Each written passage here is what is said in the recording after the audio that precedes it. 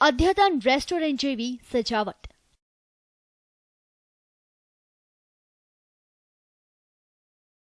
આકર્ષક menu card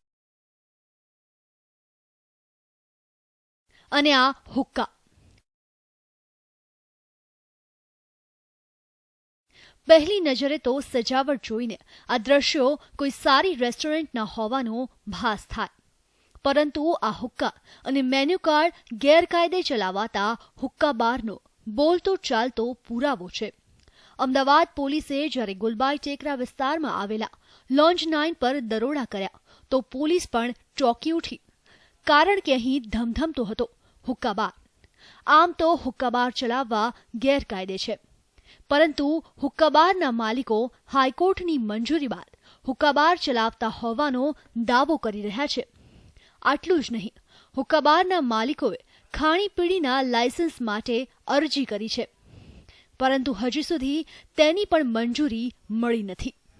2 દિવસમાં જ આ ફરીથી ચાલુ થયું છે અને એ બાબતે તેઓએ એવું જણાવેલ છે કે અમે હાઈકોર્ટમાં આ બાબતે રીટ કરેલી છે અને જે રીટની અમને મંજૂરી મળેલી છે, જેથી અમે આ ચાલુ કરેલ છે, જેથી એ બાબતે પણ પોલીસ દ્વારા ખરાઈ કરવામાં આવી રહેલ છે.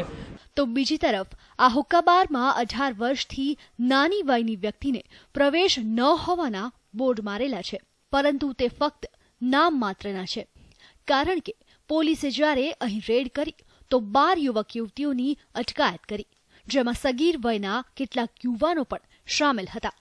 જેના ખાણીપીણી અંગેનું લાયસન્સ માટે હાલ જ 14 ફેબ્રુઆરીએ કમિશનર ઓફિસમાં એઓએ અરજી કરેલ છે, જેઓનું લાયસન્સ હજી મળેલ નથી, જે બાબતે પણ અમે યોગ્ય કાર્યવાહી કરવાના છીએ.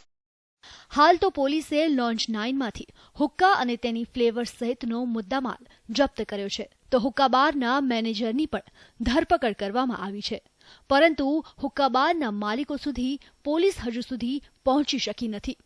જો કે સવાલ એ છે કે હુક્કા બાર પરનો પ્રતિબંધ શું માત્ર કાગળ પર જ છે?